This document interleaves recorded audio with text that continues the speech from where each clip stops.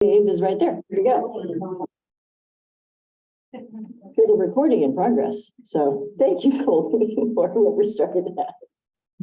I'm David Fair. I'm a toxicologist with the Oregon Health Authority. We have a table out there too on the right, and we're the organization that wrote the health consultation and about the health risks associated with the dioxins in the soil. So if you have questions about that, then come to the table after, and I'm happy to talk to you about it. Thank you, David. And let's do the city of Eugene. Yeah. Anybody from the city of Eugene? Hello, I'm John Wilson with the City of Eugene, and we're a member of the core team, as we have industrial stormwater and industrial wastewater programs with the city, and are able to be a liaison between the EPA, DEQ, and all the city. So we did some work helping to facilitate the sampling effort, and more than anything else, just making sure the right people are getting in touch with each other. So, thank you. Good, thank you. And thank you, Councilor Groves, for being here tonight. Yeah. Let's see, who am I missing here? How about Oregon State University? Diana, it's been an important part of the core team as well. Hi, so I'm Too loud? Diana Rollman. I'm an associate professor at Oregon State University. Got happily pulled into this to follow through this. I've been working with Beyond Toxics actually for a while, but we started working on this and did an air quality study. So if anyone saw some of the results come out about silicone wristbands, that was our work. I do have some of the results out on the table. If anyone wants to see those, I can send them to anyone that hasn't seen them. Okay, thank you. Another important part of our core team has been the Lane Regional, The Lane Regional Air Protection Agency. Hello, everybody. My name is Travis Knudsen. I'm the Public Affairs Manager for LRAPA. With me is Cassandra Jackson. She is the inspector for JH Baxter. LRAPA's responsibility is the air permit for Baxter. We're the only local air agency in the state of Oregon outside of Lane County. Oregon, the DEQ, the Oregon Department of Environmental Quality, handles air permitting and regulation, but in Lane County, LRAPA exists. And so that is our aspect here with JH Baxter. And it's been an enjoyable time getting to know all of the core team members here over the last couple of years as we've engaged. sorry, Robin, passing the microphone over your head there. Okay, so those, have I missed anyone other than DEQ and EPA? Okay, all right, and thank you, the county. Sorry about that, Teresa. Hi, I'm Teresa Rourke with Lane County Public Health, and the newest member of the core team, but yeah, happy to be here. We are very glad to have Lane Public Health with us, and Teresa in particular. Okay, there's the feedback we're going to try and avoid with the speaker. And so then the other two that we have are DEQ and EPA, and you're going to hear a lot from them. Let me just ask the other DEQers who aren't presenting, if you wouldn't mind just standing, that are part of the core team and part of the efforts we've been doing. Okay, great. So we've got the regional manager, the cleanup manager, the hazardous waste. We got folks here. So part of the thing that's been, thank you. You can sit back down. Thank you and Brad in the back, the newest member as well. Part of what this effort has been a collaboration between all of these groups to try and figure out what is the lived experience from people on the ground and what is the scientific experience from the sampling. I think that one of the things that community members have said to us over and over again is community members are not numbers, they're people. And so tonight, our hope is to answer your questions, to provide you with information about what the agencies have found. So let me introduce the speakers who will be sharing this with you and ask each of them to tell you a little bit about if this is an opportunity for all of us to learn about what's going on, then who is it that you're learning from? Okay, so Bonnie, I'm just going to go alphabetically across here. Bonnie. Hi, everyone. My name is Bonnie Chris. I'm a federal on-scene coordinator with EPA. I've got about 6 years of cleanup experience. And I've been working on the JH Baxter site for about the last year and a half. I'm excited to talk to you all today. Thanks. Thank you, Bonnie. And Randy. Good evening, everybody. My name is Randy Natus. I'm going to be a little longer on my introduction because I think it's important for you all to know who I am. So I've been in the industry for over 23 years. I've been with the EPA for 18. I want to tell you a little bit about my resume. So I started my career at EPA back in Atlanta, Georgia, EPA Region 4, and I've worked on a number of residential communities that have had lead arsenic contamination. I've worked on train derailments that had really affected communities with evacuations for long periods of time, and various other either removal, cleanup actions, or even emergency responses. I moved to California, worked at an EPA Region 9. I spent about 6 years working on the Navajo Nation down in New Mexico and Arizona. There, they have 500 abandoned uranium mines, and there's uranium contamination all over those lands. And a lot of residents, a lot of Navajos have uranium contamination in their homes or around their homes. And so I spent 6 years working with residents, cleaning up these homes, even in some cases rebuilding homes and various other things. And then about 7 years ago, I moved to Portland, where I'm never going to move again. And now we're going to EPA Region 10, where I've been involved with many cleanups. I helped clean up the Black Butte mine here in Lane County, south of Cottage Grove. I was the incident commander for the 2020 wildfires in Oregon, right? With 8 counties affected, we cleaned up over 4,000 properties of all the hazardous material and oils that was left after those fires went through. Specifically here, worked in Lane County as well. And so I'm thrilled to be working on this project. We've been involved about 18 months, and that's what I have to say. So that's me, and I look forward to talking to you a little bit more when I go next. So thanks, Donna. Thank you, Randy. And how about Susan from DEQ? Good evening, everyone, and thank you so much for coming out tonight. My name is Susan Turnblom. I am the DEQ's project manager for the JH Baxter cleanup site. I've been with DEQ for a little over 16 years, and I have a total of 30 years of experience in the environmental field. My background is in toxicology and risk assessment, and I have been a resident of North Eugene for the last 26 years. Look forward to meeting with you. Yeah, fantastic. All right. So these are the folks that will be presenting. I do also want to just see, I know that we have Councillor Groves. I just want to see whether we have any other elected officials or representatives of elected officials. Lynn? That part sitting over there in the skies. Who are you pointing at? Who's hiding over there? Okay, from Right there. I'm not this guy. But yeah, okay, sorry about that. So he's another city councilor, Lane County Commissioner. Sorry about that, Pat. Nice to meet you earlier, sorry. Trying to push him over, he's like, I just want to stay over here on the side, leave me alone. All right, welcome to both of you. And anyone from any other state or federal or tribal representatives or representatives of representatives? Going once, going twice. Anybody online that's saying that, Dylan? No. Okay. All right. Wonderful. Then let's look at how we've planned for this evening. So as I said, they're going to be going through in this kind of 3-tiered approach. So they're going to start with what's been going on in the residential area, which I know many of you personally care a lot about. What's happening right there at your house, right, Jared? So Susan's going to talk about that. Then we're going to pass it to Randy, who's going to talk about what is the investigation looking like at the facility on the site.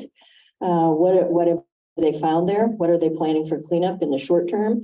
And then he's going to pass it to Bonnie, who's going to talk about the longer term, what EPA is doing in the longer term as they move forward with this entire project. Okay, so that is our plan at this point. And so let me, I think, pass this to Susan, right? To Randy to do the background, right? I knew that. I didn't know that. We've only practiced this about 5 times, so. Before I interrupt, does anyone have an extra pen? We do have an extra pen. We'll get it for you, Travis. And you know, that's perfect that you just said what you just said. So our hope tonight is that we can give the presenters an opportunity to present everything. So I'm glad you're going to get a pen. Write your questions down and save them because we do have question and answer coming later. But I think that there are enough questions that you might have that they are planning to answer already that if we can let them get through the presentation, it's not terribly long, but it's very informative, okay? And I think I'll just stop with that. So I'll pass this to you, Randy, and some time with everyone. Thank you. Thank you, Donna. Again, thanks everyone for coming. If I drop the mic, just tell me to bring it back up. It's something I'm not used to holding. So I'm just gonna do a little background. I think everyone knows J.H. Baxter and the history, but just so we're on the same page and we can talk about the same things, I'm just gonna sort of read the history, right? So J.H. Baxter is a facility in West Eugene. They started their operations in 1943, right before EPA existed, before a lot of federal and state regulations existed for environmental cleanup. They were treating various wood products such as railroad ties, electrical service poles, cross arms. They were using water and oil-based chemicals to do that. They halted their operations and closed the facility in January of 2022. So just about 18, 19 months ago. Over the last 80 years, the city of Eugene grew up around the facility. As the population grew, so did the environmental concerns with the facility and their processes via odor complaints stemming from creosote or pentachlorophenol, which is used in the wood treating process, which is an ongoing concern for the surrounding neighborhoods, which is why we're here today to talk about what are we doing. EPA were the new kids on the block. 18 months ago, about February 2022, DEQ requested our assistance in helping with the residential sampling in the neighborhoods. We are a force multiplier. We bring a bigger bench, right? We bring more resources, we bring more money. We have the ability to help out when it stretches the local capacity of the state or something like that. But since 2022, in February, we've been looking at not only the residential area, but also the facility. In October of 22 was the first time I've physically walked on the site, on the facility. So we can size up, what do we need to do? This place needs to be cleaned up, that's clear. So what do we need to do? We need to evaluate the facility and the tanks, what's here, what's not here, and then figure out who's gonna do it. Either the federal government's gonna do it as a federal time critical removal actions, or the polluter, the polluter pays, or the responsible party will clean it up. And we'll talk about that when we get to the second section that Donna brought up. What I want to talk about is when I think of 80 years of wood treating and these chemicals associated with the property, I know there's a lot to learn. Right? There's human health concerns that we have. There's environmental impacts of the surrounding communities that we're concerned about. We just don't know the full extent of. And what I can't do as EPA is I can't change the past, but I can certainly try to affect the future. I can affect change and in a cleanup way. And so in my short time here, 18 months, I've met with some community members. I recognize a lot of people in this room. I've met with advocacy groups, and I also met with former workers of the facility. So we're learning a lot about what has happened over 80 years. And what I've learned, there's a lot of pain, there's a lot of health concerns, and there's a lot of distrust. It runs deep. And that's why we're having this meeting tonight. We're trying to work through that. We're trying to get on the same page and we can move together as a team. This only gets cleaned up successfully as a team. Is how it works. And so I look forward to doing that with all of you. And so I'm going to stop talking and I'm going to go to the next slide here. I'm going to bring up Susan. So thank you very much for your time again, and I'll be back. Geez. Right, let me move over here. Sorry about that. Susan, I was thinking, one thing that I'm gonna run over here with my squeaky, sorry. I didn't ask the folks who live in the neighborhood. Would you mind standing if you can? Just, I think I realized that in the introductions I did, we didn't do this. Fantastic. All right. Thank you so much for being here. And do write down questions that you might have. Thank you so much for being here. Okay, Susan, sorry about that. Okay, I'm not good with microphones, so let me know if you can't hear me. I'm going to be talking this evening about the soil sampling and cleanup that's planned for the residential yards. And Randy basically said a lot of my talking points about the background of the facility, so I don't need to go through them anymore about how they've been in operation for over 80 years. And they've been treating utility poles with pentachlorophenol, creosote, and ammoniacal copper, zinc, and arsenate. And the neighborhood grew up, as Randy mentioned, around the facility. And the facility has over the years been subjected to multiple investigations and groundwater monitoring by DEQ. And this resulted in a cleanup order in 2019. There have been multiple violations and enforcement actions taken over the years, and there's a full history of that on the story map, which we have a QR code and a link to later in the slideshow. But I just wanted to say that we became aware, DEQ became aware of J.H. Baxter's illegal disposal of hazardous waste by burning it on site in 2020. And this resulted in a $200,000 fine by DEQ, which subsequently was raised to $300,000 because of additional violations that were discovered in subsequent inspections.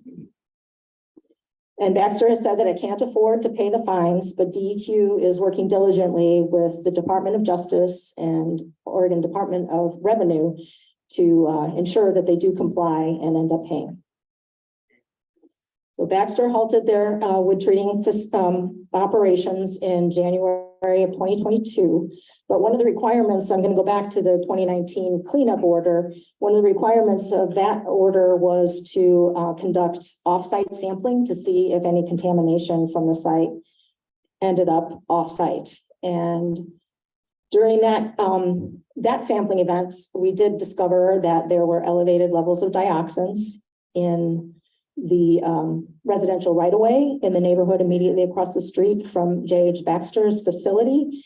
And this indicated to DEQ that we needed to conduct further focus sampling on individual properties. So the soil contamination of dioxins, you're probably wondering, how did they get there? We think that they came from the pentachlorophenol solutions that were used to treat wood, because pentachlorophenol has dioxin contaminants in it from the manufacturing of it. And the evidence does point to J.H. Baxter being the likely source of the contamination, but it's unclear when the dioxins were, or what processes at the facility caused the dioxins to end up in people's yards.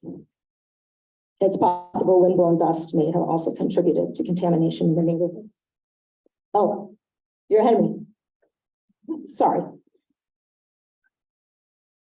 You want me to go back one? No, this is fine. I was just going to say that this slide shows the windrows. We partnered with Lane Regional Area Protection Authority to figure out how and where to focus our initial sampling in the neighborhood. So based on the predominant wind direction, we sampled, which is, as this shows, to the north and the south primarily. And we focused on the neighborhood to the north and the houses that were closest to the facility.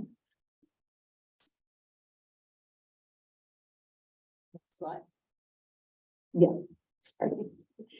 So this is a map of the current area of investigation. The blue squares are all the properties that have been sampled to date. And I was trying to get a total. I think it's a total of 52 properties have been sampled at, by EPA at DEQ's request. And DEQ and Baxter sampled 10 properties. And and we will be conducting additional sampling of additional residential yards. That's okay. So these are some photos that were taken from the actual soil sampling. And I just wanted to point out that basically between 20 and 30 subsamples or increments were composited or mixed together to get the sample for the yard. And this technique gives us a lot more confidence in the concentration for the entire yard. So now we have all this data about what the concentrations are in people's yards and what are we going to do about it and how are we going to make decisions about cleanups. So I'm going to start at the bottom of the arrow. 4.7 parts per trillion is DEQ's residential cleanup level. And there's very low risk to health at that level. And then at the top end is a 40 parts per trillion. We worked with the Oregon Health Authority to come up with a site-specific concentration to trigger immediate cleanup. And that 40 parts per trillion is protective of children under 6 years who may come in contact with bare soil regularly for the entire year. And the yellow represents the between 4.7 and the 40 parts per trillion immediate action level. Next slide. So this table shows the number of properties that we sampled that are above 40 parts per trillion. There were 7 of them. Between 4.7 and 40, there's 22. And then there were 7 that were below 4.7. And this graph that's going to come up. Oh, I got to do that. Shows the same information, but in a different format. And the second column from the right is the one that's showing all the residential properties that have been sampled. And you can see that there's the 7 of them above the red line of 40 parts per trillion and a whole cluster below that.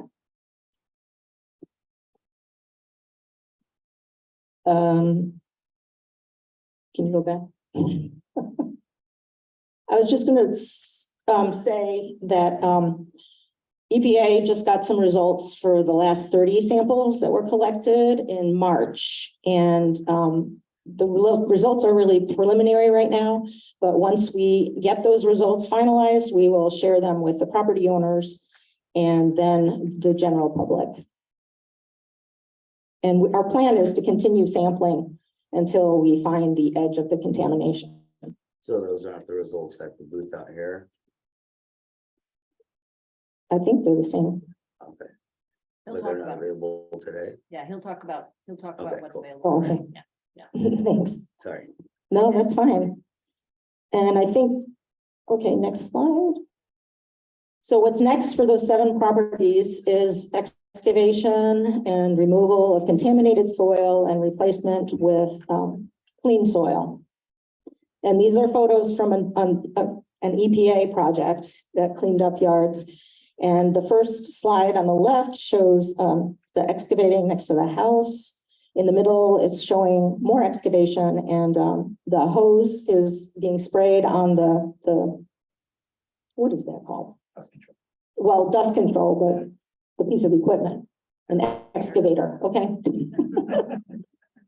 Oh, and then the third photo is of the replaced soil, the replacement soil. And DEQ is planning to put sod or some other ground cover. Oh, sorry. And I think, as I said, we will be, DEQ and with EPA's assistance, will be continuing to sample residential yards in the step out fashion until we get to all clean yards. Thanks.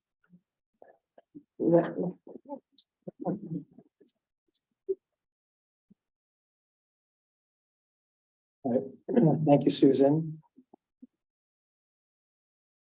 All right, so the next 2 topics, we're going to talk about the facility site investigation, right? So that's the facility, and then the environmental assessment. We're really going to talk about EPA's sort of 2 programs that we have. We have what's called the removal program, which is like fast, and then we have the remedial program, which is a little slower but more involved, right? And so I'm going to talk about the removal piece, which is the facility. Then Bonnie's going to talk about the remedial piece.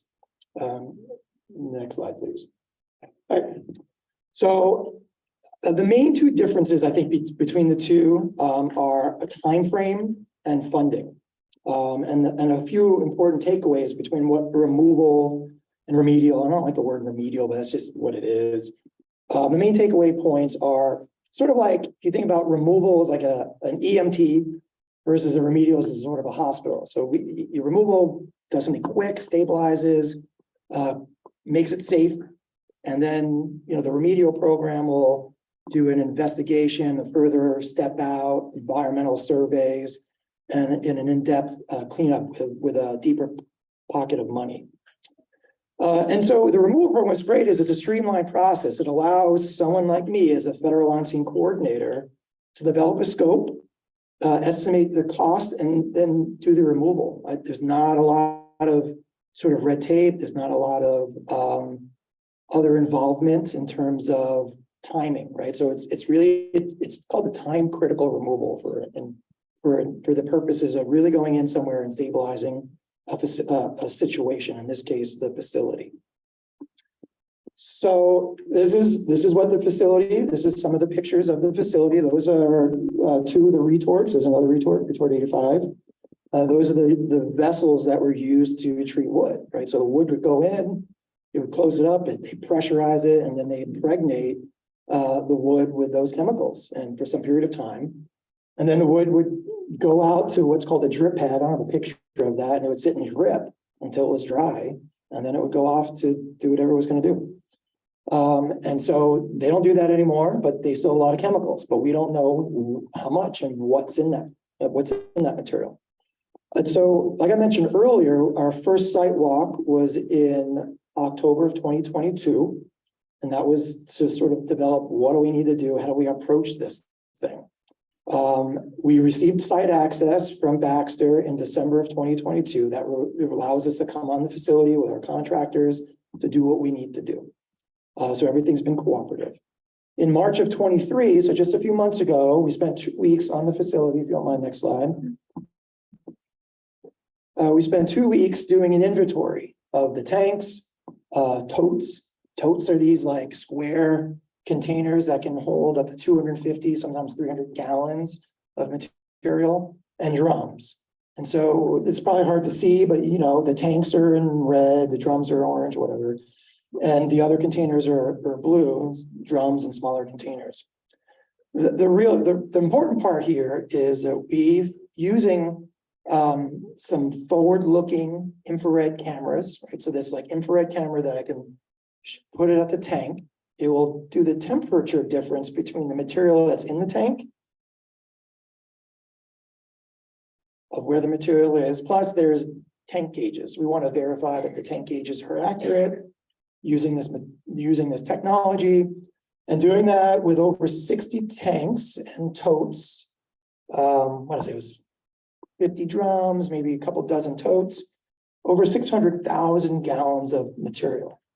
Now, what you see here is we have the ACZA, we have pentachlorophenol, 50/50. These are all different solutions that were used for the wood treating process. We took those, the tanks are labeled. So we took the label of the tank and we put the quantity of what was in the tank, and this is what you see here. Within the next month or so, we're going to go back out and actually sample everything. So we have to sample all the tanks, the totes, the drums, to find out what's actually in it. Right? We don't necessarily know that just because the tank says it's one thing, it's actually that thing.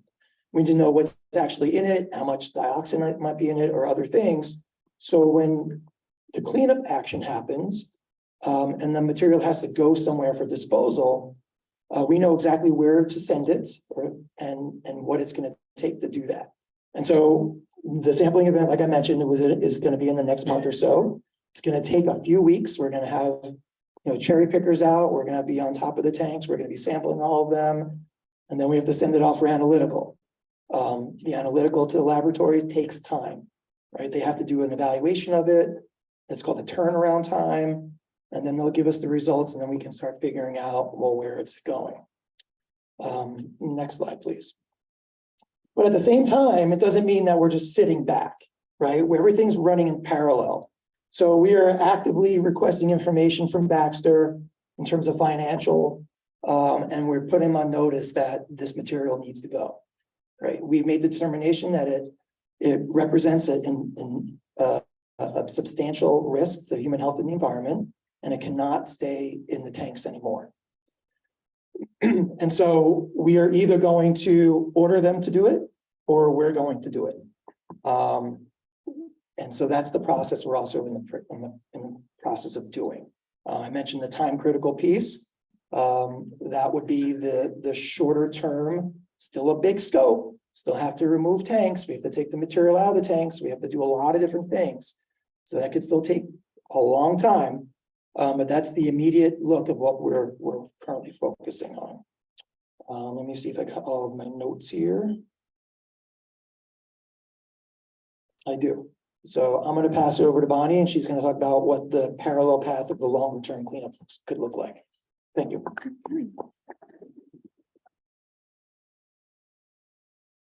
Thanks, Randy. So yeah, like you said, I'll be talking about sort of the environmental assessment and sort of the longer term program and what that's going to be for the site. Specifically talking about potential listing to the NPL or the National Priorities List. And I'll get more into what that means here in a second. Okay, so I think most people probably have heard the term Superfund before. Superfund also goes by the term CERCLA, or the Comprehensive Environmental Response, Compensation, and Liability Act. And this is basically the act that gives EPA the authority to go to sites that have contaminated their communities or the environment and do the cleanup work that needs to get done. And that can be a couple of different things. That can both mean stuff that's been historically contaminated that needs to be taken care of now. But it can also mean potential contamination. So JH Baxter kind of checks both those boxes because there's all those tanks out there that still have that material that have potential to contaminate and impact the communities, as well as just the 80 years of contamination they've been putting out there. And under Superfund, there's kind of the two main programs, which is what Randy was talking about earlier. There's the removal program, which is what Randy and I primarily operate under, and then there's also the remedial program. The way I like to think about it is if you or your kids or your friend or your partner spills ice cream in your car, the removal program is kind of the first swap in there when you go in with like a wet paper towel just to kind of get the gunk out so you can leave the house. Where the remedial program is more of like the long term, and that's when you kind of go in there maybe like a vacuum cleaner or steam cleaner and try and get all that contamination before it makes your car start smelling, basically. So removal short term, remedial is long term. So a little bit more, the term Superfund, what is that? It's really, there's a pot of money out there that we can use to do these sorts of cleanups. And like Randy was kind of talking about, like generally we try and get the responsible parties to do the cleanups themselves. But this pot of money is out there so we can do the work if we need to, based off of either they don't have the funding available to do the work that needs to get done, or they don't have the capability to be able to do it correctly. So it's really important that this gets cleaned up appropriately. So it's no longer impacting communities or the environment.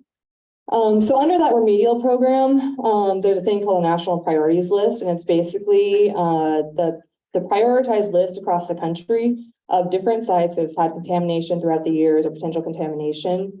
And yeah, it's a prioritization so we can take care of kind of like the worst first sort of situation.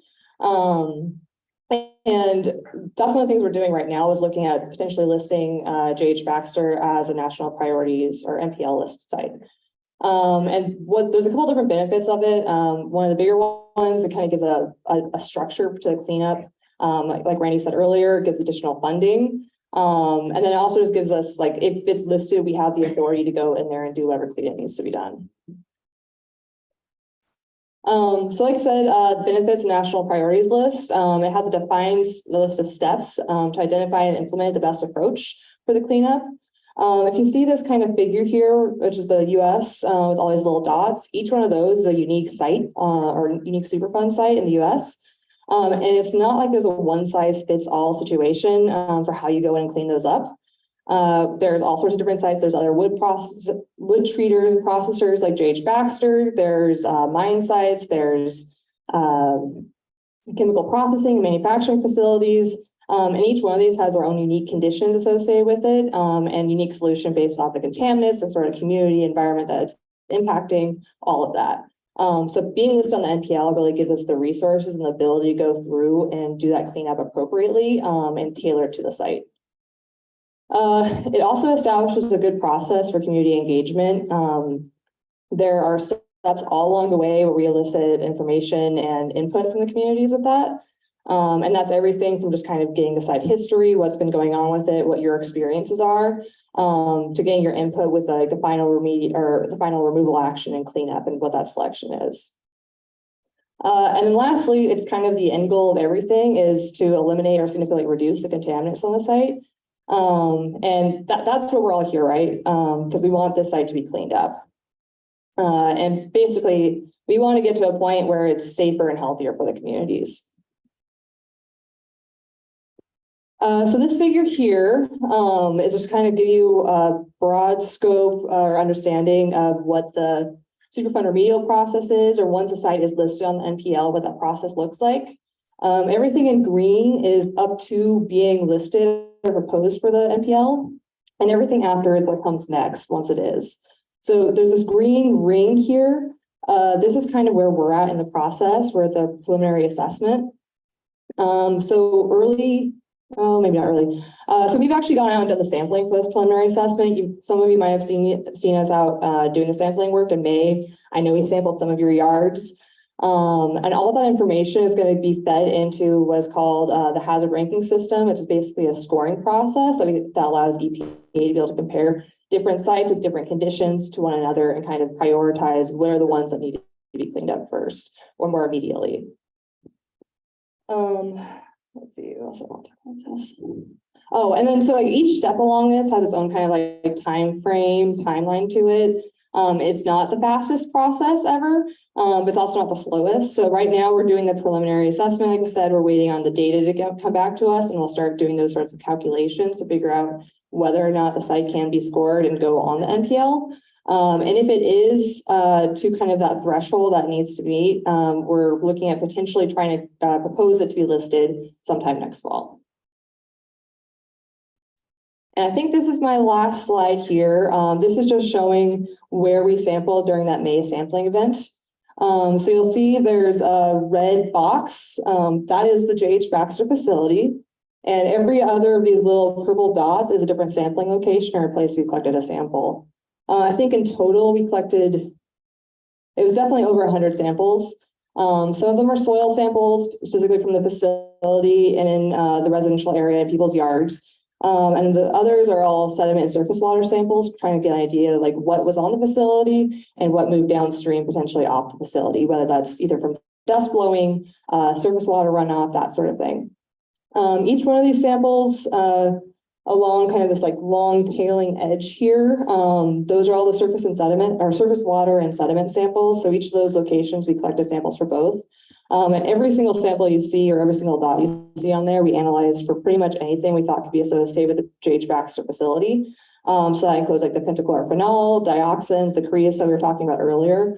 But it also includes like metals, PCBs, pesticides, really just trying to figure out what was on the site historically and currently, and what has been going off the site and where it's been impacting things.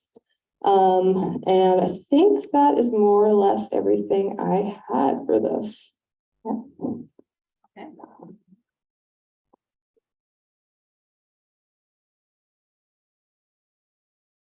Okay.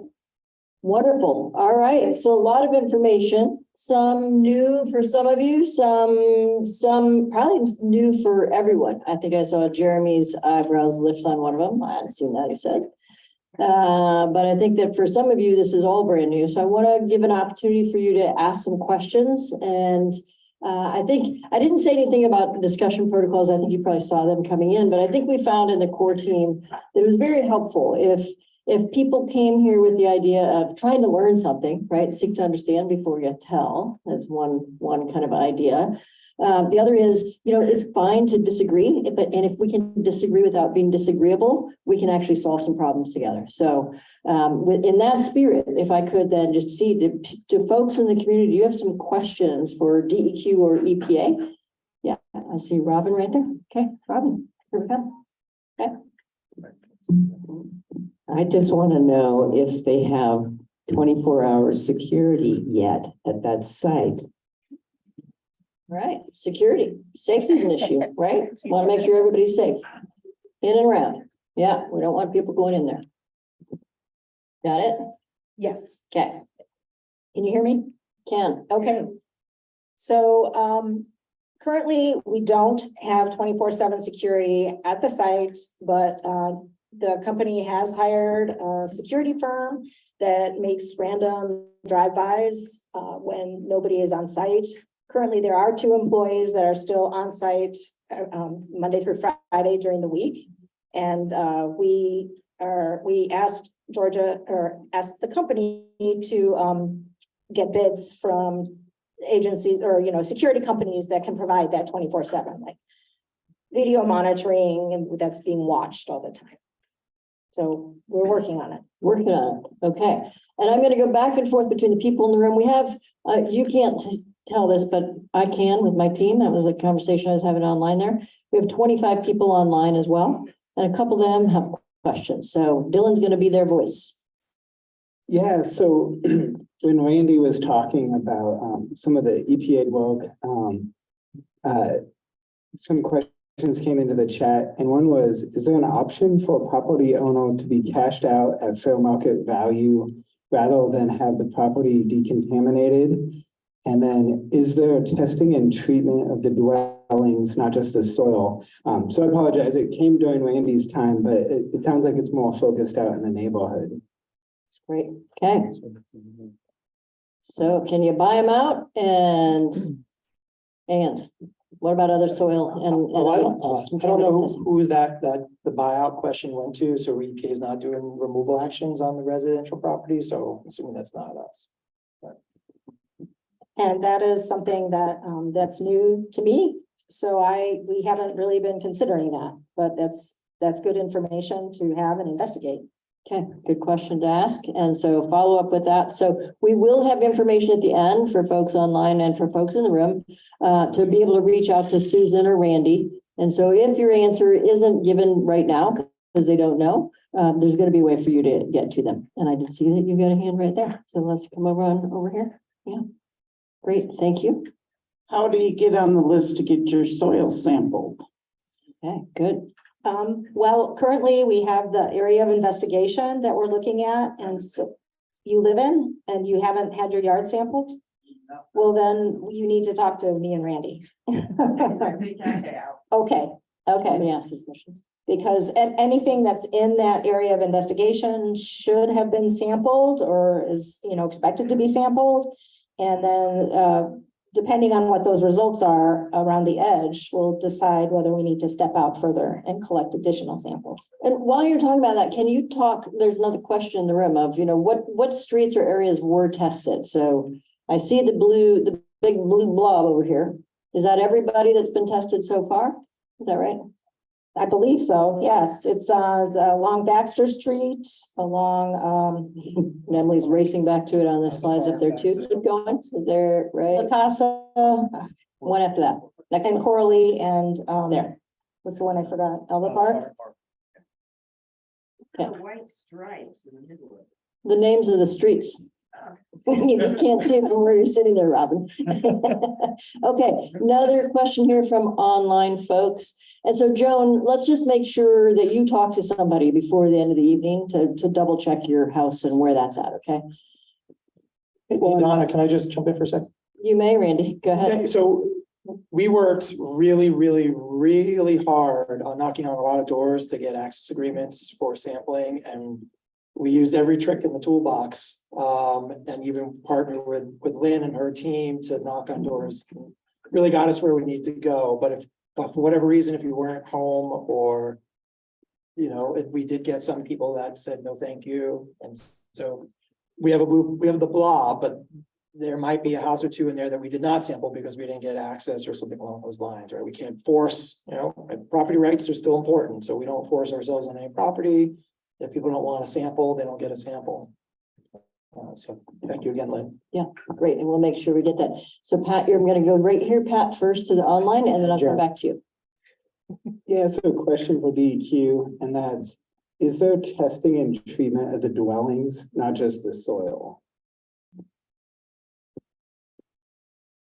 I will actually take this one. So this is what the Superfund process can actually help with, right? So if it ends up on the national priorities list and it's, it moves that process, the world opens up to a lot more investigation for additional areas and additional areas like inside the houses and stuff like that. But currently, understanding how this, the conceptual site model, right, which Susan went over earlier about this windrows, right? So the wind blows in some sort of direction, it lands on the yard. you know what I want to talk, does anyone know what a 40 part per trillion looks like? Right, so I think about this, like 40 part per trillion, so what, like a percentage, like 1%, what is 1%? Right, 1% is 1, right? So like $1 out of 100 is 1%. So when we talk about 40 part per trillion, the only way I can try to wrap my head around it is I think about a huge swimming pool with 1 trillion pennies in it. Trillion pennies. 40 of them have dioxins. That's what 40 part per trillion looks like. It is extremely low and toxic. I'm not saying it's not toxic. It's extremely low. It takes a lot of, that's why these, when we take our samples, it takes so long for the laboratories to analyze it, because it's such a resource intensive process to identify 40 part per trillion out of 1 trillion. And so I didn't know. I mean, I feel like we should talk about that. What is 40? What is a trillion? What does 40 part per trillion look like? And so I had to think about that a while ago. I was like, wow, that is substantially small and very hard to identify. So when we're out there taking those 30 or 60 spots and then mixing them in a bowl and send them to a laboratory, you know, a lot of times we go out and sample the property twice to do a duplicate. That's what it's called. It's like a dupe. So we make sure that the lab didn't mess up or we didn't have cross contamination. So there's so many checks and balances in the way we do our sampling to make sure that that such low detection limit can be made by the laboratory. And what if you get 1 trillion on your skin? What would be the signs of it? 1 trillionth, is that what you asked? Yeah. Okay, Just 1 trillion. and then we'll go to Pat as Yeah, our next. one. that is on my, I'll point it to OHA to talk about the health part, but yeah, go to the, Yeah. talk to them. Perfect. Go to the Health Authority table, which is out in front in the hallway. After we're done with the question and answer, and David can help you understand that. Okay. All right. So here's Pat over here. Yeah. Thanks. I have a couple of questions, but first, you asked for public servants. Kurt Nordling is right there. Kurt was sworn in Monday as a member of the Bethel School Board. Kurt, welcome to the building you've worked in for so long. I have a question about these properties here, which are mainly wholesale building materials, wholesale graphics, for instance. And this is for accuracy, that's not West First. That's a railroad spur right there. West First is down here.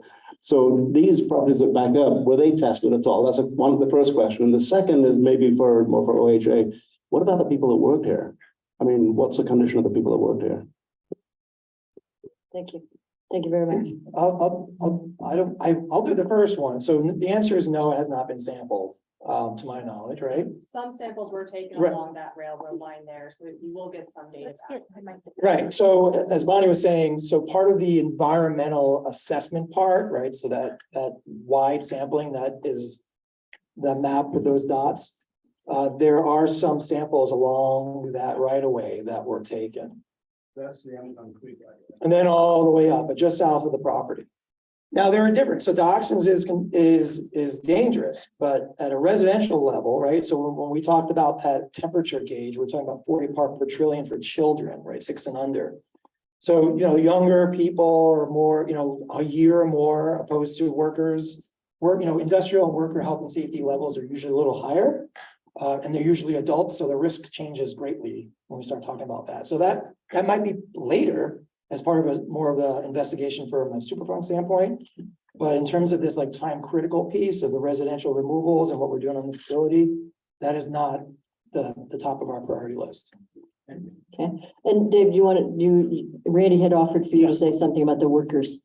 Yeah, I can so when the site is active and there's employees currently working there, that's regulated by the Occupational Safety and Health Administration. That's like the occupational safety agency. So we don't really track that at OHA. That would be an OSHA thing to do if it's workers at a site that's currently employing people, right? My question on that last year, particularly later, is the people that work there have absorbed materials and have they been tested subsequently? And the people who work across the railroad lines, there are no one company there that lost 2 people to cancer. Yeah, that is more complicated. Come talk to me at my table after. Yeah. Thank you. Okay, let's see. I think it's time for an online question, and then I'll come over to, I think Jeremy Austin had his hand up. So. In the last slide of the 100+ sites tested, what were the results? Were there contaminants found at Found Ridge? So that's the map with all the purple dots. We, like I mentioned, in terms of the laboratory analytical and the turnaround time, so that information is slowly coming in, but we don't have a full picture of that data set yet. So to be determined, and we will, give that information out when we have it to give out. While I'm walking over to Jeremy, because I think he had a question, there was another one about how long does it take to process the results once you do the testing? It depends on what we're sampling for, but if it's dioxin typically is anywhere between 3 and 4 months that the laboratory will have that sample to process. There's only so many laboratories in the country that can process dioxin samples, and there's a big need, so it just takes about 3 to 4 months for that to happen. Great. Here we go with Ally, and then I will come to you, who's right in front. I think this is for Bonnie. I'm just curious if the site doesn't make the national priority list, if that's a possibility, and then what happens from there. So we kind of talked about the two different programs, right? There's a removal program and the remedial program. And if we're finding anything out there that kind of sparks like an immediate threat, the removal program will still come in there and do the work that needs to be done. So not listing doesn't necessarily mean we're done with the site. In fact, we're working together at the same time, probably on slightly different focuses. But eventually, if there is something that is a concern out there, we will be taking care of it. Good, thank you. I will come back to the people online in a minute, so I'm going to take this one. I'm going to go to online. I'm going to come to John and then Lisa. Okay. There you are. Right next to you, Cindy. I would like a list of all I hear this ditoxin, and that's the only word. What other words? So I could look it up on the chemistry site. And also, does it ever go away or dissolve? Are those chemicals there forever? Yeah, we do have, I think one of our last slides up here is going to have some resources that will have kind of like all that listed out. We've got like a story map. I think Susan mentioned earlier that has a lot of that information on there. So can you go to the last slide? So this top QR code, and we'll leave this up. If you scan that, you can find that site, and it has a lot of that information on there. I think we also have some handouts around too that will have that. And then as far as whether the chemicals are there forever, it depends on the chemical itself. Some of that stuff it decomposes, some of it does not. And that's part of our investigation, is figuring out what is there and what will happen. Go take a look at this site. There's a lot of that information out there. Yeah. All right, next question from our online participants.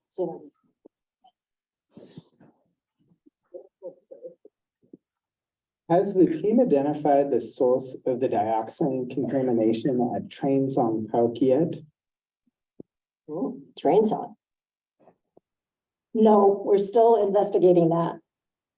So we don't have a good source for that. I mean, some of our best guesses are that material was dumped there, or some contaminated fill came in when they were renovating the park. Okay, good, thank you. John, I think you're next. I understand they quit production in 2022. Does that mean everything's capped? There's no further contamination from the open totes or leaking tanks? And the other question is the company still solvent or is it bankrupt? Good questions. That's a good question, and that's sort of the $10 million question in terms of what's going on the facility and what's still there. From my investigations, there's nothing coming out of the tanks are secure, the totes are secure, there's nothing leaking. I've been there numerous times, nothing has changed in terms of a tank is no longer gone, no longer there or anything like that. So they still have their containments. So if a tank did, for whatever reason, start leaking, there's a big secondary containment around the whole tank farm that would capture it. And then they have a process to actually treat that material and put it back into the system. And so for what I can tell, that system is still working just fine. In terms of solvency, I mentioned earlier in one of my slides about sending a letter of request in terms of not only a general notice, but a financial request. to find out how solvent they are. Okay, good. Thank you. We've got a question here online, then Lisa, then an online, then the person in front of Lisa who's got her hand up right now, kind of the green and white tie-dye-ish there. And then we'll come back to the folks in the back. All right, question online. You mentioned two options for cleanup. Baxter does the cleanup or EPA does the cleanup. Does Baxter pay the cost of EPA cleanup if they are shown to have the funds? Yes. It would be something called cost recovery, right? So we would go for our costs. Okay. So if they have the funds, yes, they will be made to pay if EPA does it. Great.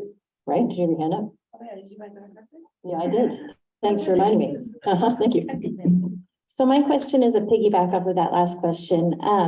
So if JH Baxter does the cleanup, I'm hoping there will be some oversight on that cleanup. And who will be doing that oversight? Will it be EPA?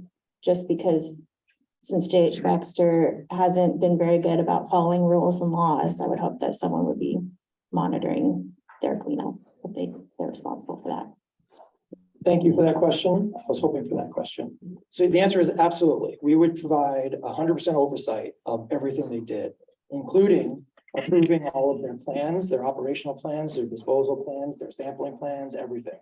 So that's part of what I listed earlier about, is this on? When I listed earlier about ordering them, when we order them, the order requires them to follow anything we tell them to do. And so I know that's a concern for everybody, that if Baxter were to do the removal action, how can we trust them? Is because we would be providing 100% oversight of that work. Okay, good. Good questions being asked here. Dylan, next one online. Yeah, got to get back to work here. Okay. The voice of the onliner. Yeah, so this was a rephrasing of the question about homes and testing in it. It's all the houses tested and treated and not just the soil. And it might help if David, not to put you on the spot again, if you just explained a little bit about the contamination concern with, what is the health concern with dioxin exposure? I think that's what these questions are kind of centered on. Great. Okay, good job, David. Yeah, so for dioxin, what we're concerned about is it getting into people's bodies. And the way that happens is mainly like swallowing small amounts of soil. So what we worry about is people getting it on their hands, working in the working in the yard, and then they get that in their mouth, which happens a lot with little kids, which is why we're most concerned about those little kids that do that a lot. So inside a house, if you're doing regular cleaning of the house, then that shouldn't be too big of a risk. We do encourage, this is actually true for everybody, not just people who live around JH Baxter, but anyone who lives in a city.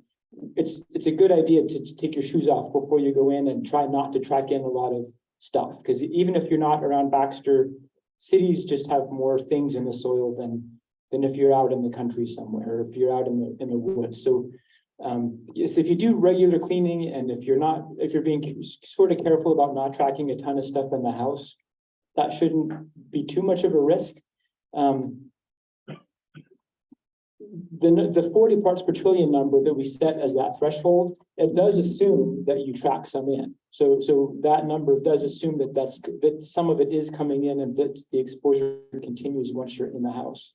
So I guess hopefully that answers the question. It's hard when it's online because I can't read a face and make sure I'm getting, but yeah, and that's perfect, because I just want to remind the folks that are online, if you want to ask a question, please do it through the chat. And then we've got Dylan here who's reading those questions as they come in. I think we have a couple more to ask from online. So let's go right here. Find out. What do you have? I have a ton of questions, but I'll want to choose just one. Really the most practical one. Our neighbor had a really tough time trying to sell their house because they got to tell everybody about the dioxins. And then I'm also worried about be like, oh, hey, we're gonna go do your yard next week. So what is the projected possible timeline for when our properties will be said and done with all this? And what kind of notice will we get before our yards kind of get the makeover? Like, what's that feasibly gonna look like? So. Good. For their, for removal. Yeah, this is removal questions and how soon they'll know, So- when will they know, what's that look like? The properties that were, had contamination between 4.7 and 40 parts per trillion, we are planning to clean those up. They don't need to be cleaned up right away because of the, what David was talking about with the risk to little kids. But we will be, cleaning those up. That's our plan. And I don't have an exact timeline at this point, but it is likely to be sometime next year. Well, so I just like, so the ones that are slated to be cleaned up we're looking at like next year. For that, we're like, what's a Right. realistic time frame for when we don't have to, if we want to sell our house, we don't have to keep, oh, hey, this is contaminated and all gotcha. that good stuff. Okay. Yes, next year is when we'll be getting funding for those additional cleanups. Next year, 2024. Correct. Okay. And how much notice will those people get that their yard is due to be done that week? We work at home and we just need to be able to plan our lives. Absolutely, absolutely. We will be in close contact with you as soon as we have a plan moving forward. And, the removal plans that are slated for later this year, we've been working very closely with those property owners about how it's going to happen and when it's going to happen. Okay, good. All right. Thank you for that question. And I heard other people saying, yeah. All right, Dylan, we had another one online. Regarding the replacement soil or sod, is it free of pesticides or herbicide? Is it free of synthetic fertilizer for the benefit of those who garden organically? So the soil that you're going to be bringing in to refill after you've excavated. Clean, good, organic. I'm gonna refer this to Don Hanson. Hi, everybody. My name is Don Hanson. I'm assisting Susan on this project. I'm a hydrogeologist, and I'm also helping her with the contracting on the 7 yards. And Speak up. oh, Right there. Go ahead, Don. I'm assisting Susan with there. I can hear myself. I'm assisting Susan with the contracting for the 7 properties that we're currently working on, and we're working very closely with each owner to see what their needs are. So I think if the time comes when your yard is up for cleaning up, unfortunately it won't, hopefully it won't be, but if it is, we're going to be working very closely with you, walking around your yard, talking to you about options. And this is also pretty new to DEQ in this region. We haven't done this before. We're learning, we're leaning on people like Randy, who's done it before, and some of our colleagues over in Eastern region who've done big residential yard removals. So it is a little bit of a learning process. But I guess the bottom line is we're trying to make accommodations for each property while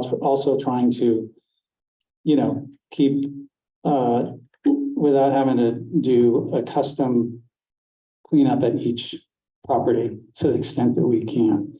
We want to make sure we're restoring the property to how it was before. And if we can make little accommodations here and there, we'll definitely do that. The soil, so that's a good, thank you, Donna. We're talking a lot about this right now, not only at this site, but another site up near Portland. Where do we get soil to put back in the ground? And the scope of our work and the number of these properties has gone up, and the depth of cleanup has gone up since we originally planned this project. We have a source of soil that Lane County has identified for us, and they've been a great partner on this project. And that has been tested for a full suite of chemicals. And it's not going to be enough. So we will have to come up with other sources that either like from construction projects or things like that, or we're talking about now using like a commercial source like Lane Forest Products or Rexius type of thing. So we haven't determined what kind of sampling protocol we would use if we would certainly not want to put soil back in that contain dioxins, but we may use a commercial source for like, and each depth is going to be a different type of material. If you're at 2 feet, you don't need to have the soil doesn't need to be like the same material that's going to be right beneath the grass or whatever. So different, it gets a little complicated, but we're definitely aware of, we definitely don't want to put contamination back in the ground.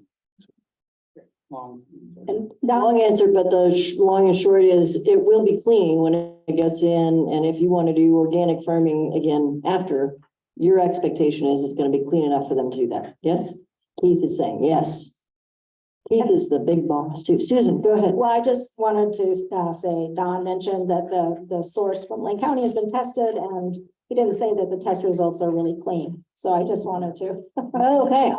underscore that. Okay, good. So you already have those results. They're clean. You get your stuff, as they say.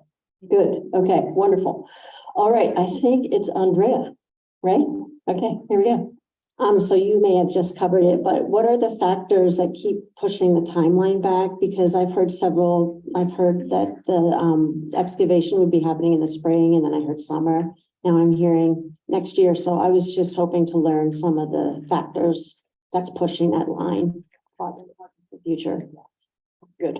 Okay. Susan, look like you're ready, and Dawn's also willing to help. Okay, so the 7 properties that are above 40 parts per trillion are on track to get cleaned up this year.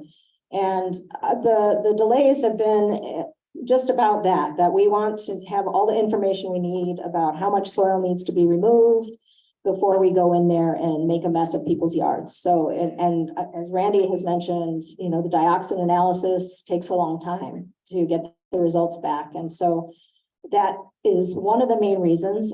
Don, did you have anything you wanted to add?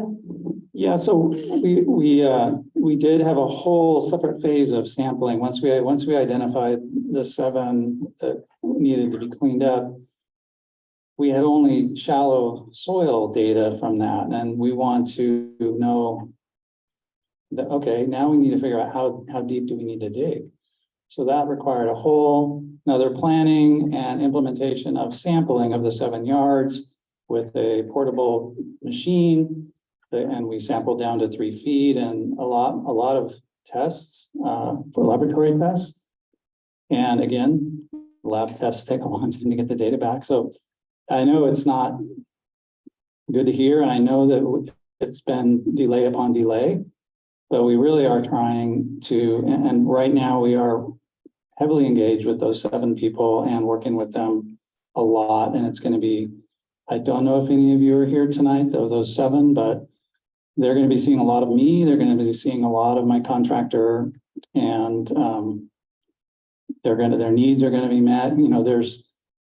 There's trees that need to be dealt with. It's a whole nother thing. There's underground utilities that we need to consider. There's people's chicken coops that need to get moved, and people's piles of lumber that need to get moved. And what about their personal belongings that they might have in the side yard that needs to get cleaned up? Do we bring in a moving storage and then take it to storage and then bring it back when it's done? So there's a lot of moving parts. And so it's taking longer than I think we originally thought. And I apologize for that. Good, thank you. So I'm going to do an online, and then I've got a question here that we haven't heard from. Then I'm going to go to Joan and Cindy. So let's do online first.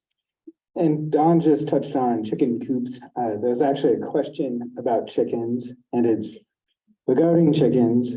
If the yard is contaminated, will the chickens have to be treated? David. I talk about chickens a lot in our core team meetings. So the chickens will, the problem with the chickens is that they absorb PCBs from the dioxins. They also absorb PCBs, but that's not the problem here. they absorb the dioxins from the soil and the bugs that they eat.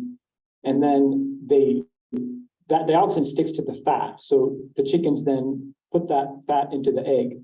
And so the risk is eating the eggs from the chickens that are in the yard. So if you can get the chickens so they're not on the soil, like if you have like a bark layer chip or something that's especially like coarse bark that's harder for them to dig through. I know chickens dig a lot. So if you can get like coarse bark chips or gravel, you can do gravel. It's not as nice on the feet of the chickens, but some way to keep them from getting down into the soil. If you wait a few weeks, then they'll have processed that dioxin out of them. They move it through faster than we do. So so if you can just wait a few weeks before you eat the eggs, once you get them off the soil, then you're good to go. Okay, so it's not a ban forever on your chickens. It's a let this stuff pass on through. Have to give them 3 weeks or so. Yeah, you don't after they've gotten clean soil. You don't need to get rid of your chickens. Just stop eating the eggs for a few weeks once they're off the soil. Super helpful. Okay, great. Thank you. All right, so question here. Ready? Where will you be posting the results from the testing that you did in March? Good. Very good question. Where will those results be? As you're talking about the residential sampling in March? Yes. Right, the last. right. So they're starting to come in, so we have to, digest that data, get it into tables. We have to work with DEQ and give them the data. And then I'm assuming we will work with the residents to get those data packets back as we did in the last round of sampling. So once those are put together and a nice report with the photos and when we were there and the results, then those will be delivered to the residents that we had sampled. And then how will we know if, you'll move out more in testing? Right, we don't know that yet. So we have to look at the data and evaluate if there's a need to step out based on this last round of sampling that we just. But I think the plan that I understand was that once you get that data, if you need to let people know, you will do it via email, you will do it through Lynn and her group, you will do it every way you possibly can. Yeah, and right. And we'll definitely mail the packets and we'll talk to people. I don't know how we did it last time, but I'm pretty sure we delivered them to you guys, the DEQ, and DEQ mailed them out.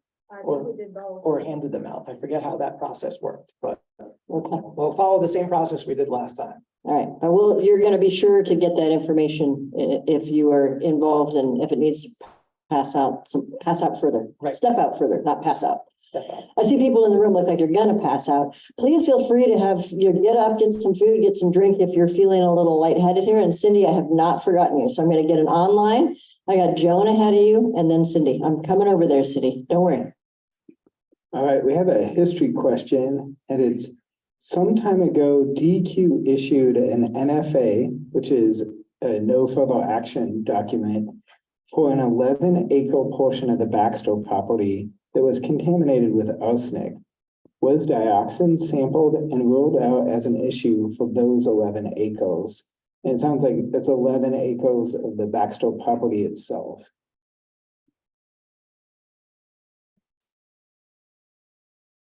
Anybody know about that? I think, okay, Don.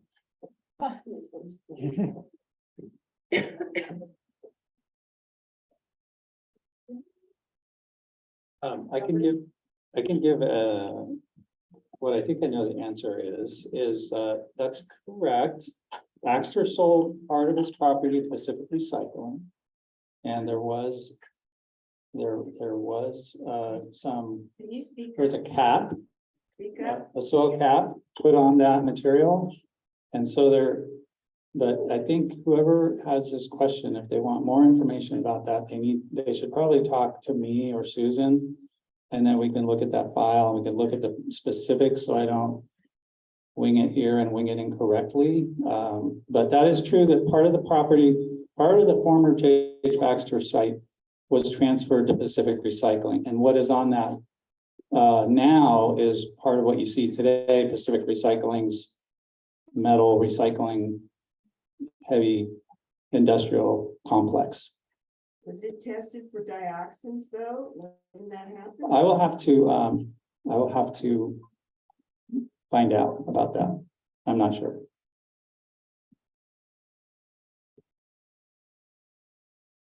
Done with that question?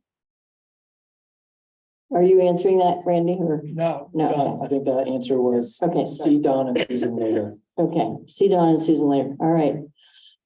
So Joan has asked me to speak for her because what I'm about to share is difficult for her to share.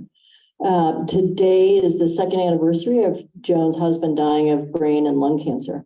They live in the neighborhood. He was out in the garden working all the time.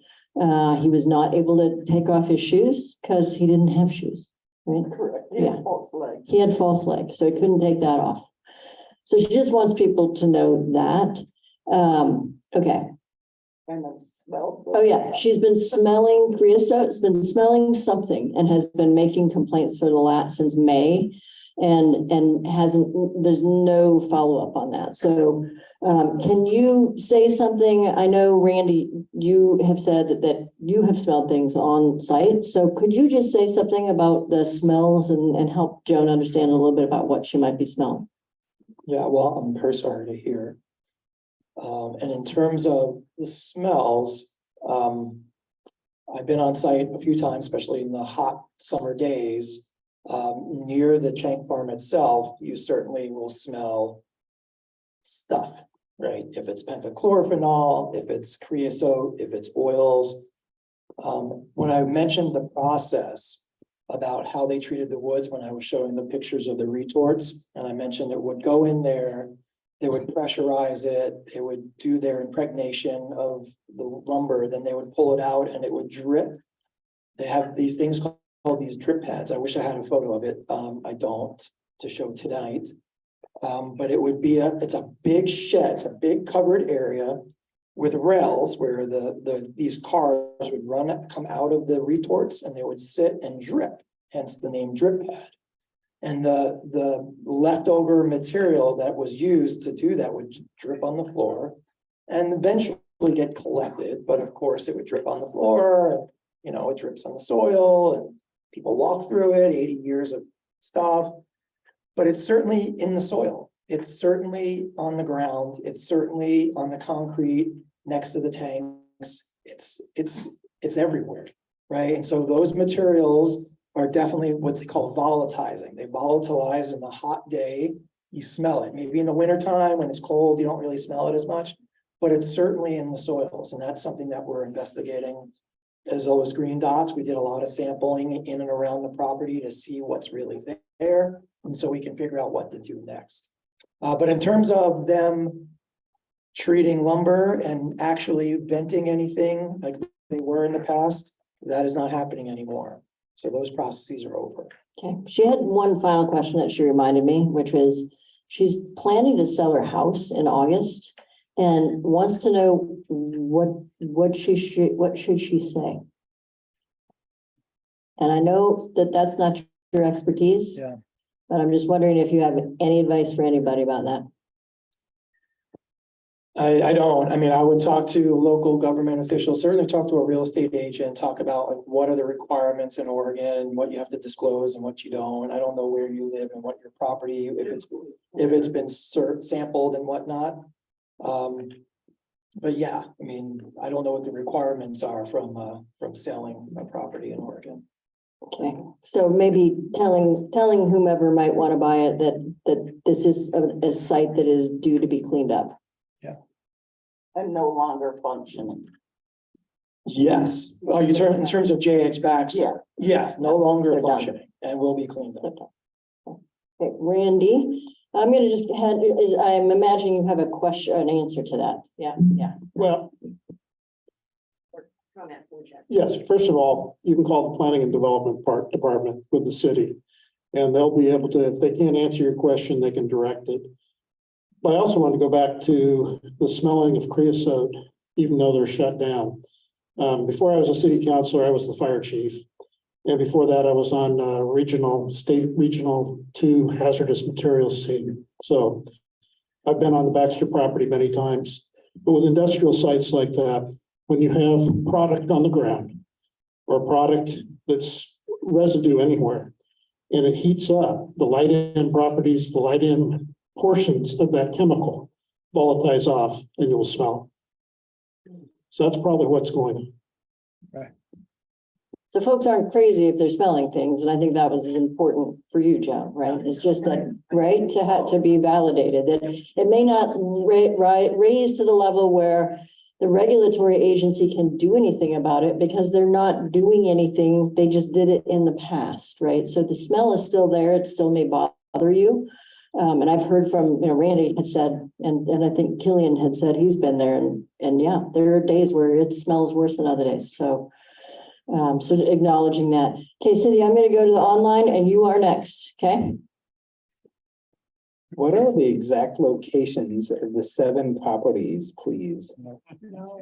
The exact locations of the 7 properties. I can see everybody shaking their head. No, we're not sharing that. If somebody in the room wants to stand up and say, this is mine and I'm in one of the 7 properties, they can. Do you want to say something about that, Randy? Why are you guys shaking your head no on that?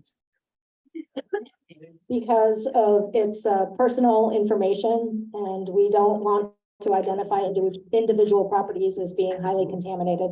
So as somebody said, if they choose to share their information with you, I mean, soon, if you live close enough, you're going to see the 7 properties being cleaned up. But that is not at our disposal to release. Good. All right. Thank you for that. I'll just add on, I mean, we respect everyone's privacy, right? We don't want to tell people that, what's going on in your property. That's your own business. And that's the relationship DEQ will have with you. And that's certainly the relationship that EPA will have with you as well. So that is very important to us. As if it was my property, I don't want people to know unless I want you to know. And so I'm sorry, but we cannot share that information.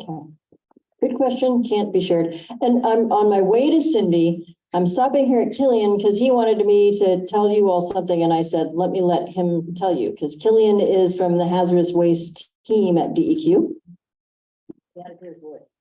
Hi, everyone. My name is Killian. I'm a hazardous waste inspector.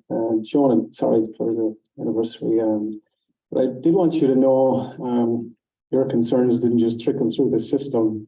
LRAPA were out there to follow up on the odor complaint. We don't deal with the odor, but when we get an email from Lisa to let us know that something's going on and beyond toxics, we get out there and suss it out. So we were also out there with DEQ, and we inspected on separate days, separate times, just to see if there was a source. And what we DEQ found, I think it's consistent with LRAPA, was that there wasn't an active source. It did appear to be just legacy contamination, a hot day, and that volatilizing. So I just wanted to follow up. And number 2, just because the facility isn't operating, we're still out there, we're still inspecting them regularly, just to make sure that they know their eyes on them. So I just wanted to share that too. Thank you, Killian. Thank you for being here tonight and for sharing that with everybody. Because I'm certain everybody wants to know that the haz waste guys are on the job, not just the EPA, but the locals, everybody, I right? can take care of that problem right away. Yes, sample every yard, and damn well should.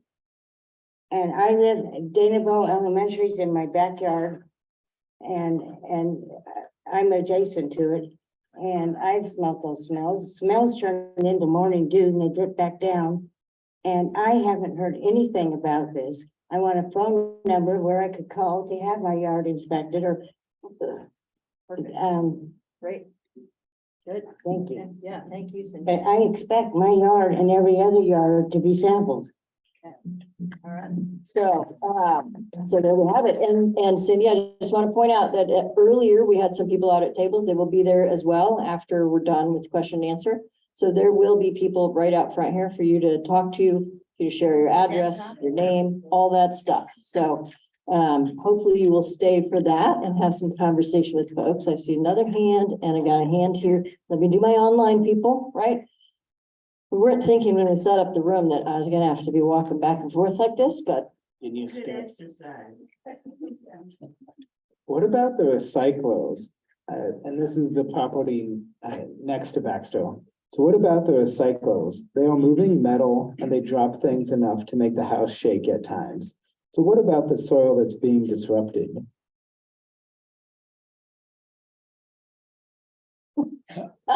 Stumped them, right? Stumped the experts. Yeah, I mean, I don't know. I'm the owner of the mic right now, but we're not investing investigating or looking at that property, so that sounds like it's might be a problem, but in terms of JH Baxter and the future cleanup and what we're trying to investigate, we're not currently looking at specific recycler. So when we put up at the end, the Does. contacts, well, actually, it's up on the screen right now. The contacts for you are on the screen. And so you might, for those who are online, you might want to just give a call or shoot an email to one of the two folks there and see if they have anything, but not EPA on this one, because they're focused on JH Baxter, not recycling. Don? I did want to mention that, we do, I think, they do have probably an air permit, or maybe some other permits, and so it's not that they are unregulated per se, but they're not part of the scope of this cleanup project right now. Okay. The recyclers, yeah. Talking about Pacific Recycling, which is immediately adjacent to on the east side of the JH Baxter property. Okay. All right. So we got a question here from Chris. We've been talking a lot about dioxins, but we know that JH Baxter burned all the chemicals.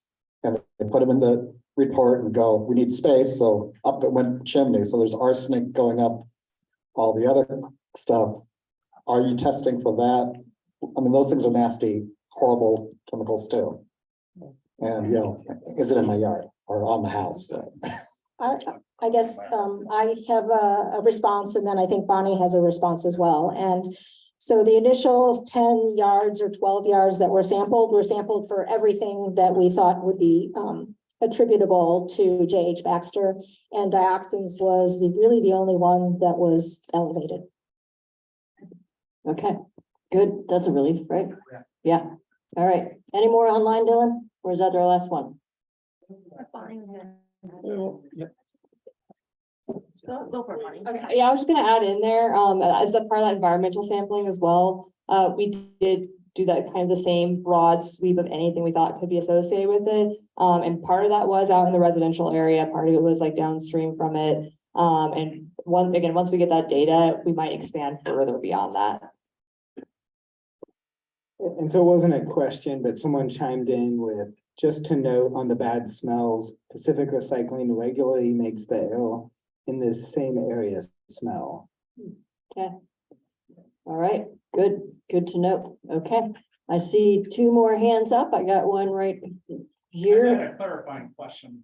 Okay. You had mentioned there's a possibility that the JH Baxter plant could be made into a Superfund site next fall. Are you talking fall of 2025? So that'd be part of like the proposal process. It's not necessarily going to become a Superfund site, but we're going to propose it to the national priorities list to potentially become a site down the line. And we're targeting fall of 2024 for that. There are different factors that kind of play into that, but that's kind of what we're looking at currently, based off of the data we've collected so far. So confirm a Superfund site in 2025. Maybe. Yeah, there's different timeframes associated with each part of that process, and it changes site to site. So nothing is absolutely going to become a Superfund site. We're just kind of trying to show you the road down the line. Potential road. Yeah. Okay. All right. Got another question here. Yeah. I just want to go bring up the smell again. I grew up here in Eugene. The JH Baxter smell is a very distinct smell to a lot of people who have lived here long term. And I just want to say that I was smelling it a lot this last winter for weeks. So I don't know if it's the heat radiating off the ground, but typically when we have inversion layers here, the smell was very potent outside. And then also going with that dioxin, I know the OHA is really concerned about dioxin entering the body through the mouth, but what about being inhaled with that smell? And especially with the prevalence of lung cancer and brain cancer, that's a perfect route to get those things. So just want to bring that up, that's an important route to take into consideration. Yeah, someone, do you want to say something about that? David? Right. Come talk to me at the table. Okay, so the suggestion was, can you talk? And I think, yeah, there are other people who want to know the answer to that. So never mind. Okay, so we got time. So dioxin is heavy and sticks to the soil, sticks to the particles of soil. And generally like dust that you would like that you can like kick up with your foot, like on a hot, dry day. Those particles are the size that gets like stuck in your nose and throat and stuff, and that's stuff that you eventually swallow. So even if it comes in through your nose, or you breathe it in, it's gonna end up in your stomach. So it all kind of ties together with the swallowing pathway. But what about like even when in the summertime when it's dry and dusty, there's a lot of dust in the air, especially on windy days. And that dust can enter in through the nose into the lungs and stay there. And also like with this heavy potent smell that we smell from JH Baxter, like you can't tell me that that's not having an effect on people's health. Right, so that's complicated because the smell is separate from the dioxin. You can't smell dioxin. So that's another chemical. Usually I think naphthalene is the thing that's really causing the smell. Another hazardous. And that that's not without health risk also. Yeah. So it's a separate thing than what you're smelling, and it's separate from the dioxin. So dust that with dioxin on it that you inhale wouldn't smell if it weren't for also naphthalene being around. So I don't know, just separating those two things. There's a lot of hazardous chemicals associated with that site, basically a lot of probably what's the word? Yeah. Yeah. Thank you. Can I just jump in? And that's why we're gonna do a removal. So that's why we're removing it, because the circle of law that Bonnie went over earlier, that gives us the authority to take removal actions for hazardous material, which you just mentioned. There's tons of hazardous materials on that site, which is why we're looking at it as a time critical removal action, right? So we want those smells to go away. We hear it. I know it. I've walked it.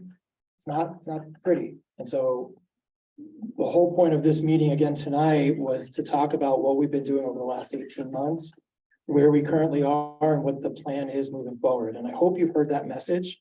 I hope if you have more questions about that message in terms of timelines or cleanups or what it's going to look like or costs, which I really don't have the answers for, like I would love to have that conversation if we can tonight. Great. I think you wore them all out, right? Right, That's you had a why- lot of information. Where, oh, Lisa, we got the other Lisa. Okay, we do have one more question. Good, thank you. I understand that you really have to focus on what is going on right now and focus on removal, remediation. But I want to bring back the question that came up before about workers, former workers, and I feel like that question has come up repeatedly, their exposure while at work and their efforts also to bring information to the regulatory agencies about their experience on the JH Baxter site. And I'm hoping that soon, like very soon, we can invite OSHA to be part of the core team and to get involved with those workers' experience. And it seems like it should be happening simultaneously. So I just want to speak up for many workers that have called me on toxics, asking for help. And we've mentioned it to OSHA, but didn't seem to get anywhere. We would appreciate the agencies bringing in the plight of the workers and their experience on site. As the facilitator of the core team, so noted. Thank you for that. I didn't realize that you'd been in conversations with them and having hopes that they would join us. So thank you for that, Lisa. And thank you to all of you. Any other going once? Yes, Andrea. As far as the removal process, are you planning on using the railroads?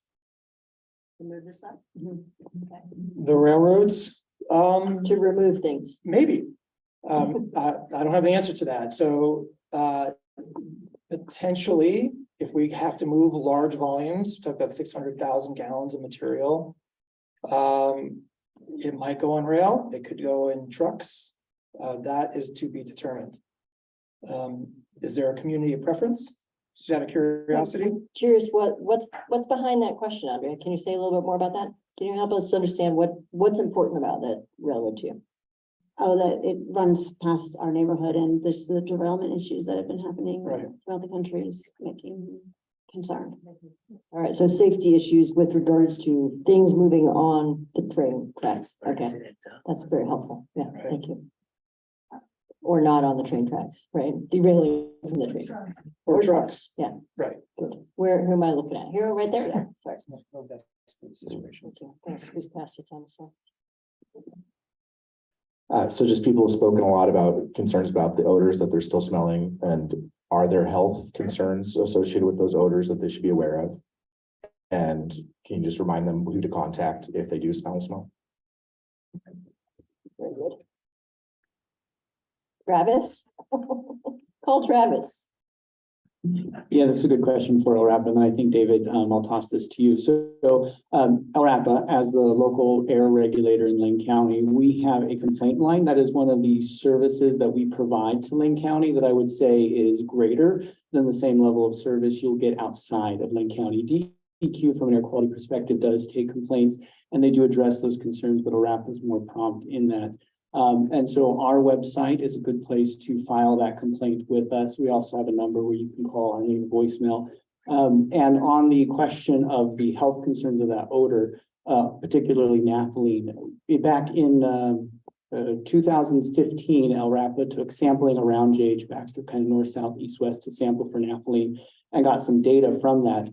That data was provided to OHA, and we asked OHA at the request of the community to do this action to take a letter health consultation. So OHA looking at that amount and saying, okay, here's the amount from 2015 when the facility was active. What is that potential health risk to those who are nearby breathing that naphthalene?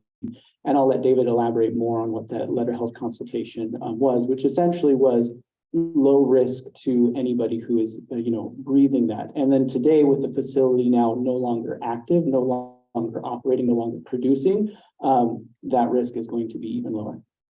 Right. I do want to separate though separate like toxicological risk versus the symptoms related to smelling and odor. So if you smell, it's possible to have health effects, like especially like headache, nausea, those kind of things you can feel.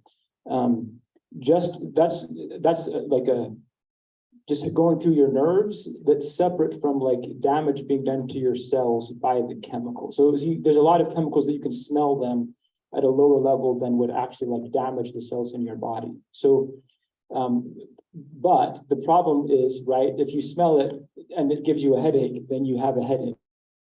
Like do you know what I mean? It doesn't, so you may not care about that distinction, but I guess what I'm getting at is that if you, just because you smell something like that and it makes you feel nauseous, that doesn't necessarily mean that you have like an increased risk of cancer, like years to come. It could be lower than that threshold. So it's not great to have smells in the neighborhood in general. It's definitely a quality of life issue. And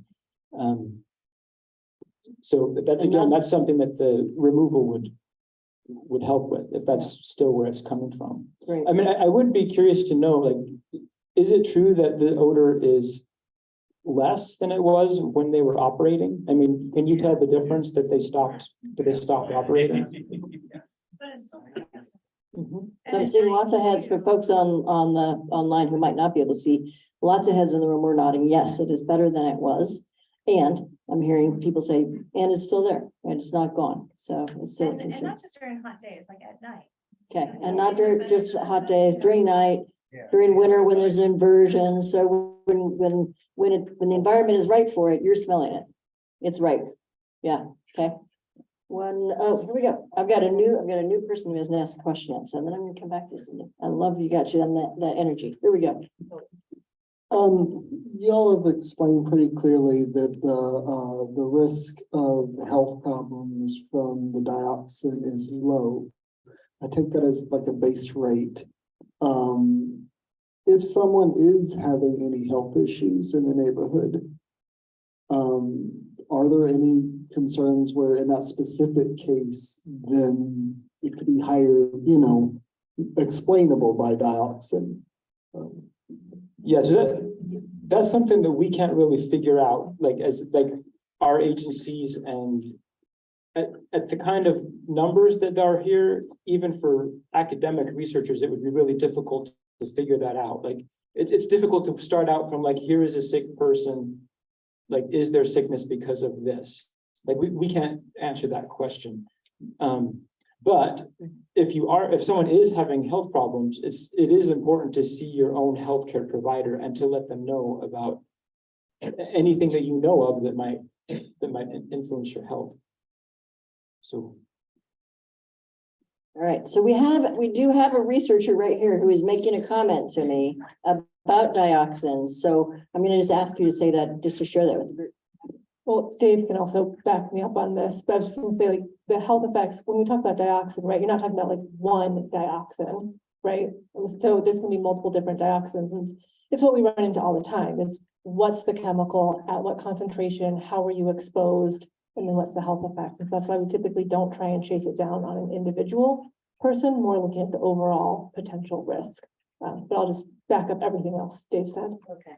So, and on the individual level, if you're having health concerns, talk to your doctor and let them know where you live and what's going on in your neighborhood. Okay. All right.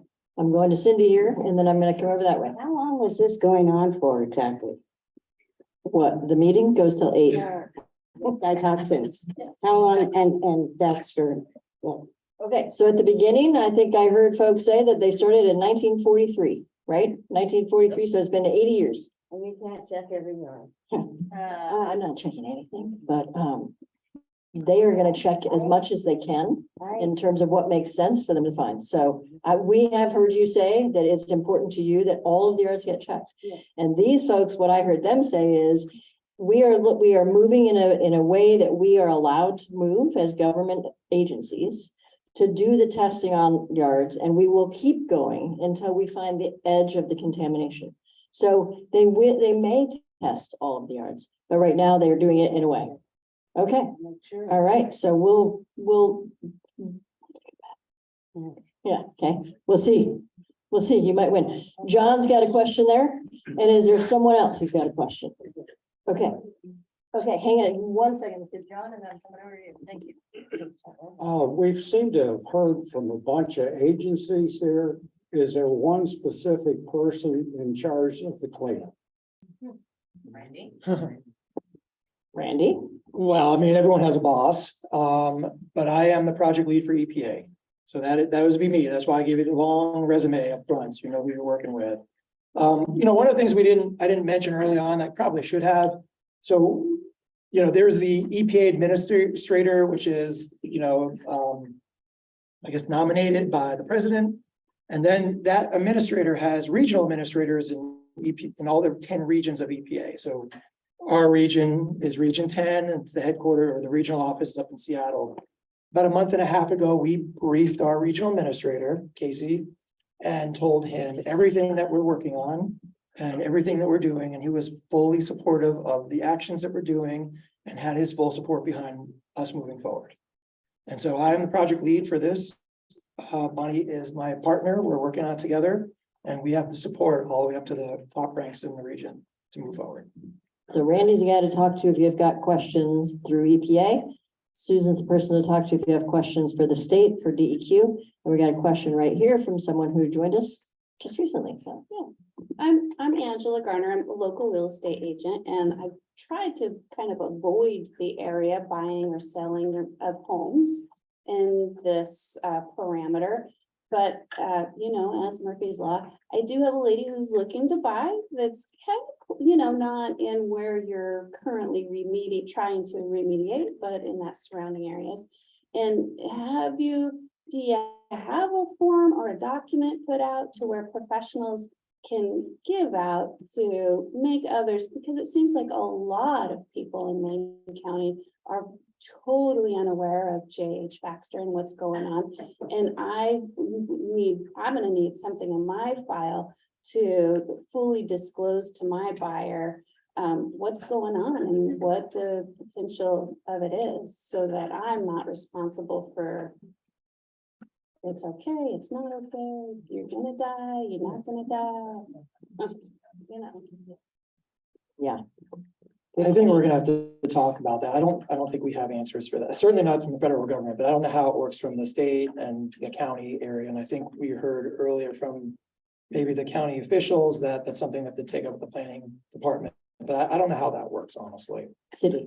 Or the city, Yeah. I suppose. I'm sorry. Now, you do have though frequently asked questions, you have documents like that that you can give to her. Yeah. That might provide some information anyway about what's going on and some background that way. So they do have that information. Right. And that thing at the top there, the thing that says story map up there, that is an excellent place to learn a lot of information. So if you know how to use your QAR, yeah, if you can use your QR code, those codes. No, can I show just you. wanted to follow up on that and Yeah, to or Google. realtors, we have a number of sites, like this isn't the only site with contamination affecting property values potentially. I always encourage realtors to have prospective purchasers that are interested in the project to contact Susan or anybody on the team, and all the information, we can give them all the information about that we know about the property and all the facts that we know. We can certainly provide that, and sometimes talking to the individuals with the agency can be helpful. I just want to throw that out there. Great, okay, good. And since we are starting to wind down, we have just a couple more minutes in the group meeting. Just a reminder, people will be out in the hall. There is food, there are drinks. I want you to help yourself to that. We have one more question that popped up online that I want to ask, and then we'll wrap this session up. So Given the EPA's current environmental justice considerations for the Baxter site, what specific additional public involvement processes will be brought to this cleanup? I mean, it's a fantastic question, and I feel like we are doing all the things we can. Rafi, do you want to talk about this? yeah, come on up there, Rafi. Speaking of public information, Rafi is one of our public information folk. Hey all, good evening. My name is Rafi Ronquillo. I work in EPA Region 10 in Seattle, and I am a community involvement coordinator. And so just to dive in a little bit to that question, give you a 30,000 foot perspective. As part of the Superfund law, it's a really, really robust program, and baked into that law is a community involvement aspect. So literally in the law, we have to involve the community in certain steps. One of those, should this become a designated as a Superfund site, we will develop what's called a CIP, which is a community involvement plan. And that's kind of a document that outlines how the agency will work with the community around the site going forward, how we will communicate with them, and how the community would like to be communicated and involved in the process. So it's a kind of living document that is created in coordination and in community with the community. I think that answered the question. Okay, thank Dylan you. says yes. Yeah, okay. All right, we got one more question in the room from Lynn, and then I'm going to wrap us up.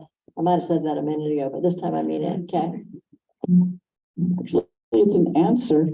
Yeah, everyone who is on our email list, I get information from DEQ and from different people, and they send it to me and I send it to you.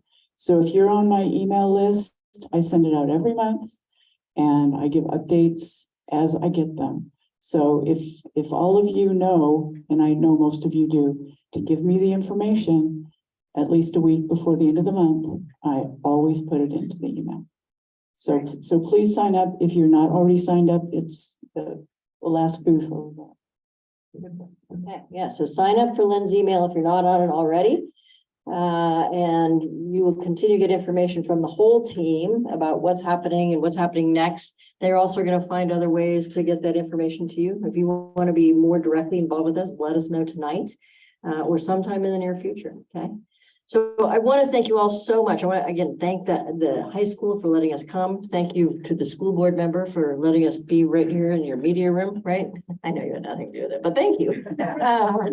And thank you to everybody, to the community who showed up, to the team who put the presentations together and really thought hard about what you might want to know, what you might want to, what questions you might have and how to answer those. Hopefully we've been able to provide you with additional information that helps you to understand what's happening next. And who to talk to if you need to have more information about what is happening next. I want to thank the core team for sticking with us for 2.5 years, going through what seems like college, right? I mean, we feel like we've been going through this whole learning process, all of us. I don't work for DEQ or EPA. I don't work for the agencies. My team and I want to thank Emily and Colby, who's been online helping with this as well. We help facilitate conversations about these sorts of things. So we have learned a lot. Our learning curve has been steep with everybody. And I just really want to appreciate the collaboration and the spirit that everybody has engaged in the core team meetings and in this meeting tonight, right? I mean, I've loved the way you've been asking questions and sharing ideas and sharing concerns, sharing sadnesses, and really appreciate you all showing up tonight. So thank you, thank you, thank you. Stay in touch with us. We will stay in touch with you. And please enjoy food and have more conversations out in the hallway. Thank you. Have a wonderful evening.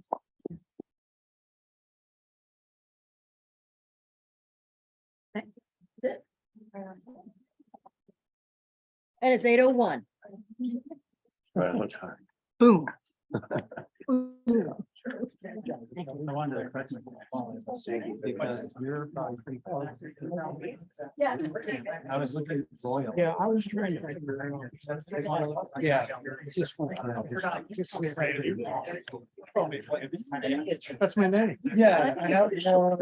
Thanks for letting it be real. Well, that's my name. I'm never offended by that. Thank you. Thank you very much. Thank you very much.